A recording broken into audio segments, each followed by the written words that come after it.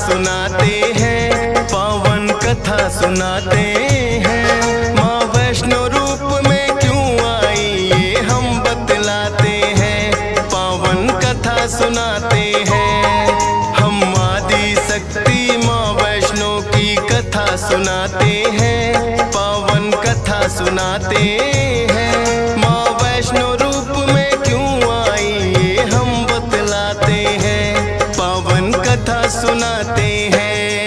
है पावन माँ का धाम, यहाँ बनते बिगड़े काम। है पावन माँ का धाम, यहाँ बनते बिगड़े काम।